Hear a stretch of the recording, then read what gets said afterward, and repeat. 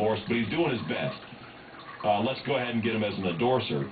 That's the real key right there. That is a play that literally has $500 million easy in the balance. I think there's going to be companies like Viagra and Trojan that'll line up behind that. He didn't need any of that. Why would he endorse it?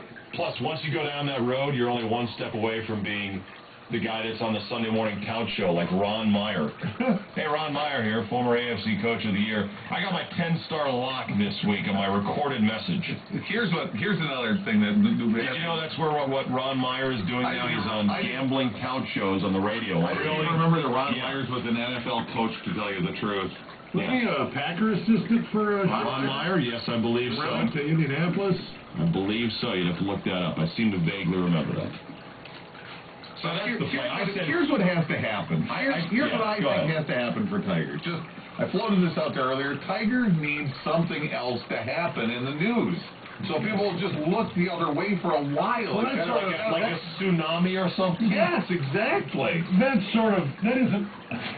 That's what has to happen, but it isn't what Tiger has to do. No, but it takes the pressure off of him constantly being... Well, something will happen. It's just, when is it going to happen? Well, listen, this story is not... trend that, we'll make a big deal out of a nothing news story for him. No, this story won't dissipate on its own because whenever he decides to come back or to speak or anything... Well, then it all starts up again, so he has to absorb that blow. That's like death blow. He's got to take that blow. Yeah. Yeah, it's going to go on and on and on. It's not going to end anytime soon. It's only been 19 days, but I bet to Tiger it feels like 19 years.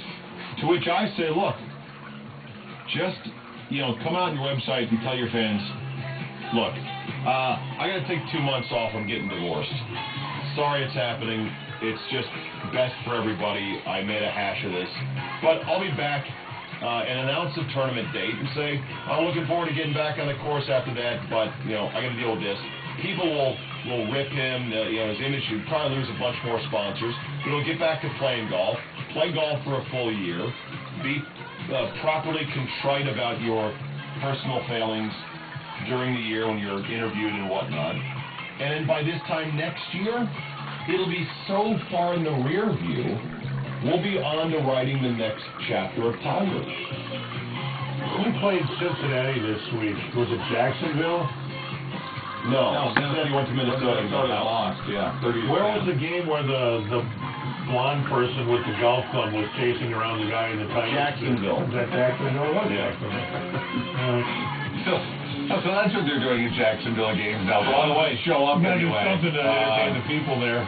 Jacksonville did sell out its Thursday night game tomorrow night against Indianapolis. Helps that the Colts are 13-0, chasing perfection. It helps, too, that the Touchdown Jacksonville group, which is committed to pro football in that town, helped seal the deal by organizing a campaign, and I believe strong-arming businesses to buy up tickets to help it be a sellout. This despite the fact they already put tarps over 10,000 seats those look good, at the stadium. That doesn't look like nobody's there. They were old for the season on home broadcast. Yeah. Yes, they were. 7 TV bands in a row. Detroit has to be old for the season, too. Don't they? I mean, come on. They're not selling out with that team. No, they sold out Thanksgiving Day, and I believe week 1. Okay. I'm a little surprised. Hope was fresh. Remember they had 80,000 seats to fill in the Silverdome, which you could have bought for like $500,000. $500,000, yeah.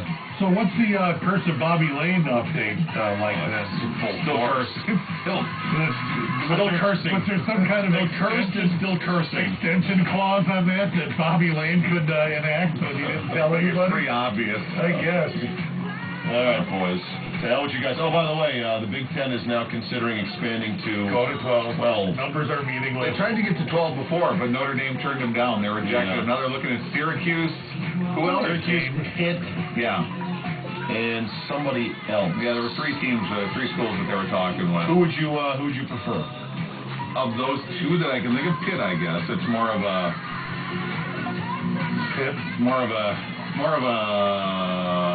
Or Rutgers. Rutgers. No, not Rutgers. Rutgers is East Coast. Tony Soprano. That's why I don't want Syracuse either. Pitt probably. Pitt is the most western of the schools. Yeah, I agree. Yeah. And plus they're kind of a patsy. Wanting now, right? The bigger question is, But what about the logo? It's kind of a cool logo. It's got the 11 hidden inside the 10. Inside the 10, right. So now you have to... do we still call it the Big 10 even though it's the Big 12? Oh, do we call it the Big 11 and work a 12 into the logo somehow? Because part of the problem is there's already a conference called the Big 12. Yeah. Well, what's they got? Like 13, 14, 20? I say you just keep it the Big 10. You do a different little shadow 12 in there, and just keep the brand name of the Big 10. Yeah. It's a brand name. Yes. Absolutely. I'm sure there's other examples of products that have gone beyond their original point of being, and they're still called what they were once called, but it doesn't really apply. AT&T, do you think they have a lot of telegraph business going on these days? Perfect, exactly. All right, How about you guys? So get out of here. It's 8:38. We'll take a look at the news with Carrie. She's next.